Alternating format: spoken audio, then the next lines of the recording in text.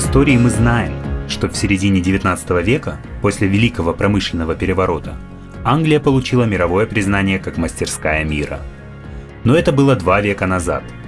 В наши дни слоган «Made in China» стал символом того, что современная мастерская мира уже давно переехала в Китай.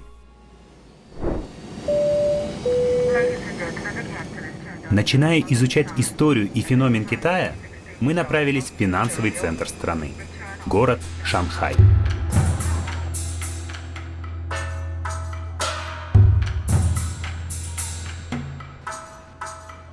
Шанхай – это крупнейший и самый густонаселенный город Китая. Здесь проживают более 22 миллионов человек.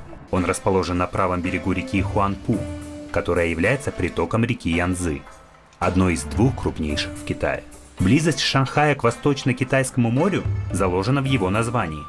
По одной из версий, название Шанхай переводится как «город у моря». Здесь практически не бывает зимы, короткая весна, а лето и осень непривычно длинные. Многие туристы, никогда не бывавшие в Китае, считают, что здесь очень грязно и ничего не понятно. Но на самом деле это уже давно не так. Любой, кто впервые выходит в аэропорту Шанхая, сразу попадает в современный роскошный терминал, где все надписи дублируются на английском языке.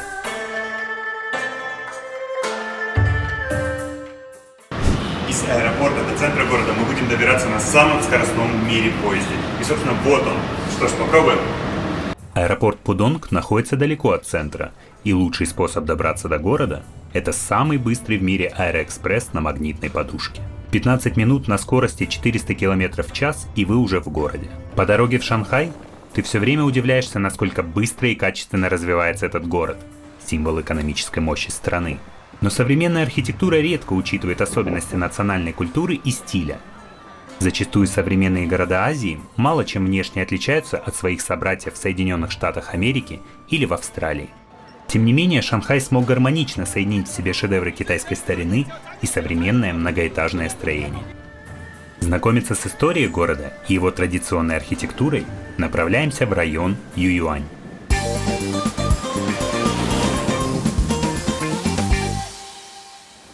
Одна из главных достопримечательностей Шанхая, которая обязательна для посещения, это сад Ююань, традиционный китайский сад. В XVI веке, в эпоху правления династии Мин, один провинциальный казначей решил сделать подарок своим родителям и построить для них роскошный сад, напоминающий императорский сад в Пекине. Но его мечте так и не удалось сбыться. Сад не был достроен, а завершения строительства не смогли дождаться ни его родители, ни он сам. Позже сад переходил из рук в руки и окончательно был достроен только в 1709 году. Пережив несколько войн и восстаний, сад был отреставрирован и приобрел свой современный облик в 1956 году. В переводе с китайского «сад Ююань» звучит как «сад счастья». Он разбит на несколько частей стенами из натурального камня и круглыми арками. Строители смогли создать гармонию между природой и архитектурой, садом и человеческим жилищем. В саду можно встретить все основные элементы, типичные для китайской культуры. Это и вода, здесь много изящных прудов с цветными карпами и водопадов, изящные деревья, традиционные китайские павильоны и камни невероятной формы.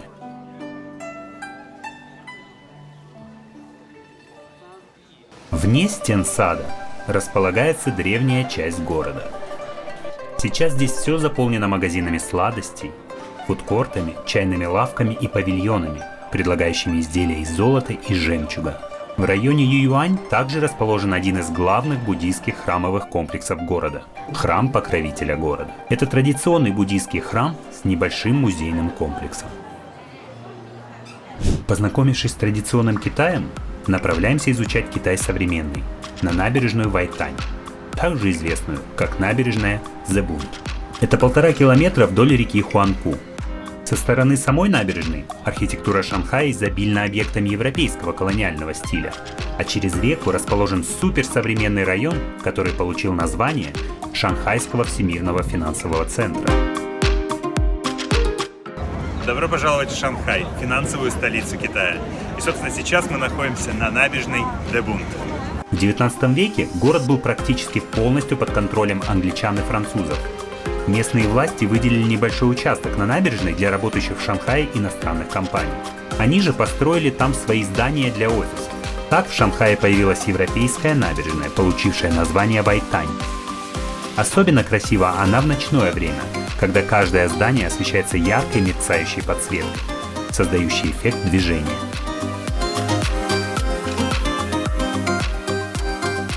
Неподалеку от центра набережной берет свое начало самая длинная и самая оживленная в мире торговая улица – Нанджин Роуд. Ее общая длина превышает 5 километров, 1,5 из которых – пешеходная зона. Вдоль всей улицы расположено бесчисленное количество магазинов одежды, техники и всевозможных кафе и ресторанов. Именно здесь становится понятно, что Китай стал не только главным производителем товаров, но и одним из крупнейших потребителей в мире. Здесь можно найти магазины и торговые центры на любой вкус, от знаменитых иностранных брендов до местных производителей. Шанхай – центр китайской моды. Все китайские модельеры, известные в Европе и США, производят свои коллекции именно в Шанхае. Здесь также можно найти бутики мировых брендов, продающих эксклюзивные товары исключительно в Шанхае. У многих Китай ассоциируется с подделками и репликами на известные марки. Но здесь, на улице Нанджин Роуд, понимая, что это уже давно не так. В Китае за последние десятилетия резко вырос процент населения, которое по своей покупательской способности можно отнести к среднему классу. Это стало одной из причин серьезной борьбы с контрафактом и развития местных брендов. И если в магазинах международных марок цена всегда фиксированная, то в магазинах местных китайских производителей всегда можно торговаться. Здесь это целое искусство.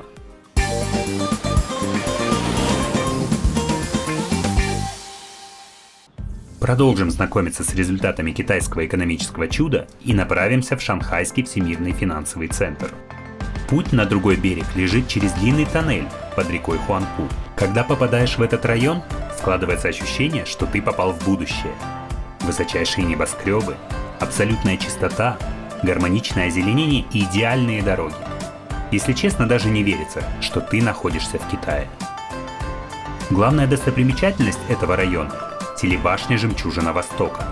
Построенная в середине 90-х по проекту китайского архитектора Цзя Хуанчена, она представляет собой подобие космического модуля. Ее высота 468 метров.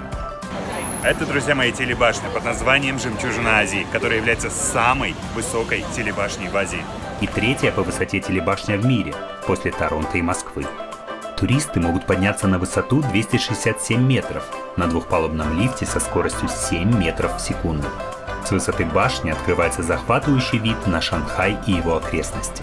А сейчас мы находимся, собственно, на вышке данной телебашни. Вид тут открывается потрясающий. Очень жаль, что есть ветровые стекла, потому как хочется, если честно, просто раскрыть руки и вспарить над городом. Но вид — это не единственное, чем знаменита эта телебашня. На нижнем этаже модуля расположена смотровая площадка со стеклянным полом. Каждый турист может пройтись по нему на высоте 260 метров и пощекотать свои нервы.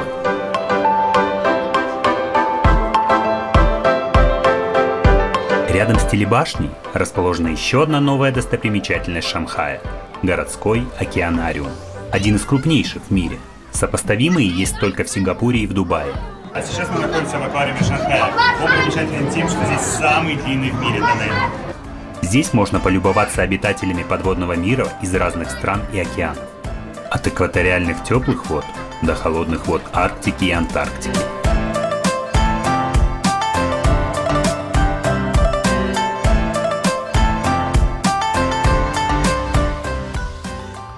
Познакомив вас с основными достопримечательностями Шанхая, самое время рассказать о гастрономических пристрастиях местных жителей. Вообще, китайская кухня очень разнообразна в зависимости от региона. И предрассудки о том, что в Китае едят все, что движется и шевелится, могут быть оправданы только в Южном Китае. Но раз уж мы в Шанхае, то поговорим о здешней еде. Исконно шанхайской кухни не существует. Почти все кулинарные традиции были заимствованы из соседних регионов. Здесь объединились гастрономические пристрастия нескольких регионов и образовали современную кухню Шанхая, основу которой составляет алкоголь, масло, специи и морепродукты, приготовленные на пару или в сыром виде. Также популярно соленое мясо, консервированные овощи и сладкие блюда, среди которых особой популярностью пользуются те, в составе которых присутствует соевый соус. В Шанхае популярен красный способ приготовления пищи. Он заключается в том, что в блюдо добавляют много специй, благодаря чему оно приобретает бурый цвет. Китайская кухня одна из самых колоритных. Собственно, сейчас мы будем пробовать традиционные китайские димсамы. Шанхайские кулинары предпочитают использовать в готовке свинину, а не любое другое мясо. Шанхайцы – большие сладкоежки. На каждом шагу можно встретить множество сладостей. Это и нуга, и сладкие пирожки, всевозможные пряники и булки из бобовых со сладкими начинками. Китай никак не славится как кулинарная столица, да, но при этом здесь делают обалденные десерты, которые всегда очень необычно есть. Это потрясающе. Также в Шанхае популярны карамелизированные фрукты, подаваемые на деревянных шпажках. Для европейского туриста в Шанхае самое главное – изучить самые популярные кафе, рестораны и фудкорты. Еда, массово продаваемая на улицах города, далеко не всегда придется по душе неподготовленному туристу. Благо Шанхай – это еще и гастрономическая столица Китая, поэтому многообразие качественной еды в городе настолько велико, что каждый найдет здесь что-то свое.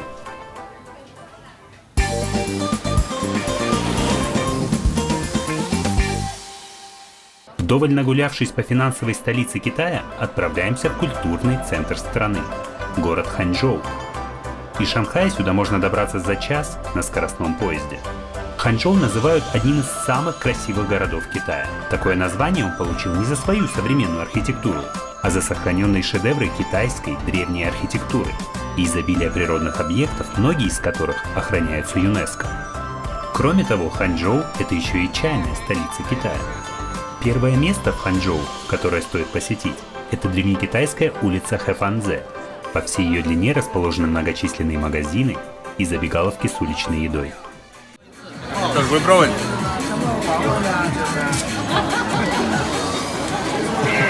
Это что-то необъяснимое. Именно здесь вы найдете самый большой выбор чая и традиционных китайских шарфов из чистого шелка. Практически все чайные дома предлагают туристу провести дегустацию своего меню, а также поучаствовать в чайной церемонии, которая даже больше напоминает ритуал. Самые популярные чаи региона – это зеленый лунцзин, который изготавливают вручную, и белый чай из соцветий хризантемы. Неподалеку от улицы Хэфанзе находится легендарное и самое живописное в регионе озеро Сиху с одноименным парком. Сейчас мы приехали в Ханчжоу, где очень много достопримечательностей, и основное их количество находится вокруг озера. Фактически все самые известные древние достопримечательности Ханчжоу расположены именно здесь. Невероятной красоты парк раскинулся по всей длине озера. Здесь можно встретить множество редких деревьев, занесенных в Красную книгу, полюбоваться рукотворными шедеврами ландшафтного дизайна, отведать чашечку освежающего зеленого чая в одном из чайных домов парка. По озеру постоянно курсируют катера и яхты, а для удобства посетителей по парку ездят миниатюрные поезда, перевозящие туристов от одной достопримечательности к другой. Особо хочется отметить умение местных жителей красиво и изящно озеленять свои парки. Храмовые комплексы, расположенные в парке, невероятно красиво оформлены цветами, большую часть из которых составляют хризантемы. Хризантема – это один из символов города. Здесь ее можно встретить практически везде. Парк на озере Сиху является центром притяжения не только для туристов, но и для местных жителей. Китайцы обожают собираться в парках и заниматься самодеятельностью. Кто-то поет, кто-то устраивает целое шоу. Все они собирают огромную толпу местных жителей, каждый из которых чувствует себя полноценным участником мероприятия.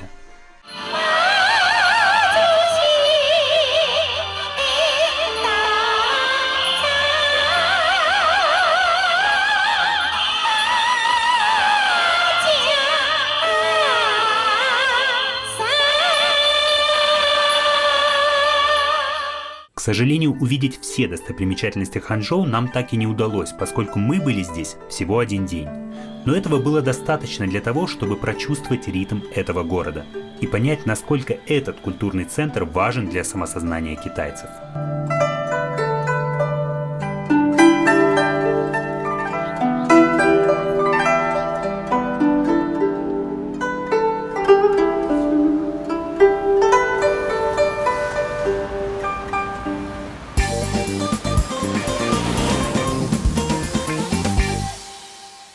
Если говорить о промышленном потенциале страны, то стоит посетить один из самых быстро развивающихся городов Китая – Шэньчжэнь, что мы и сделали.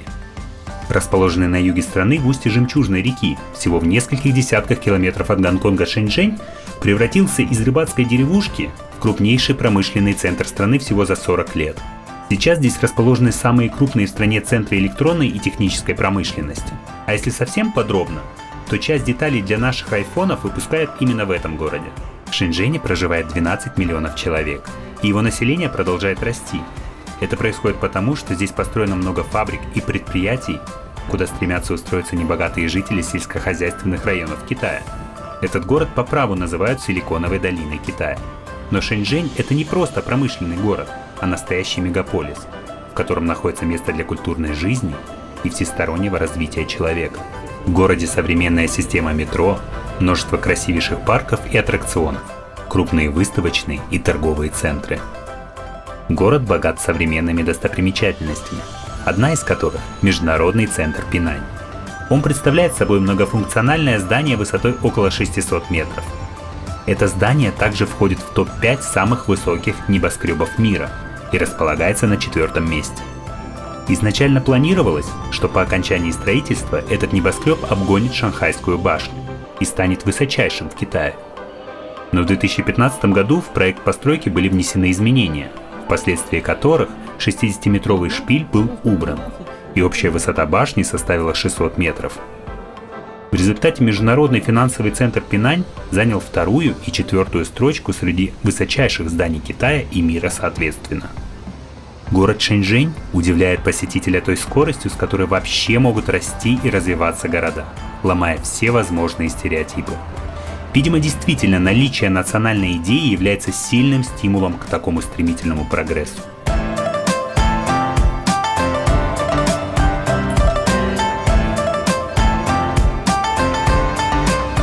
Китай, несомненно, очень интересная и стоящая страна для посещения. Но также стоит рассказать о некоторых особенностях, которые могут оказаться для путешественников настоящим сюрпризом. В первую очередь, это касается местных платежных систем. В Китае практически нигде нельзя расплатиться карточками Visa или MasterCard. Здесь существует своя платежная система – UnionPay. Эти карты в Китае принимаются повсеместно. Также особой популярностью пользуются платежи через систему Alipay. Можно использовать и наличные, но ввозить на территорию Китая можно сумму, не превышающую $4000 США, а в местных банках процесс обмена валют займет не менее получаса. Проще снимать деньги в банкоматах.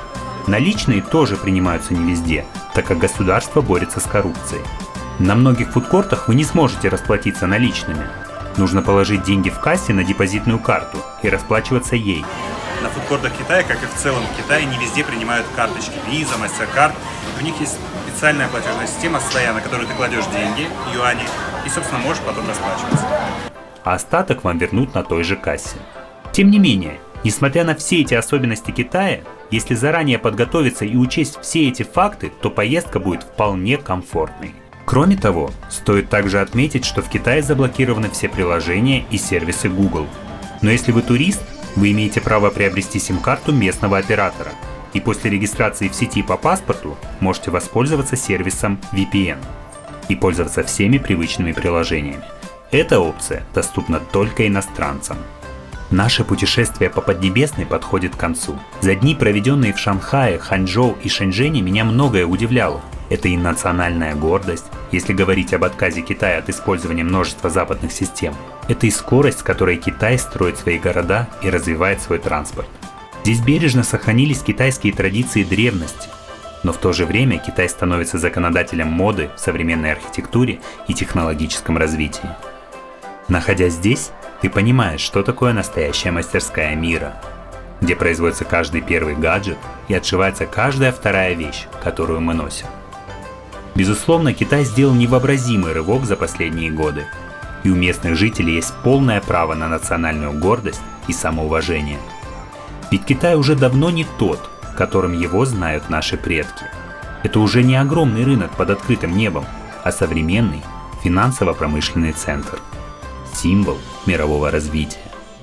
Без сомнений, сюда стоит ехать, чтобы как минимум хоть ненадолго оказаться в будущем.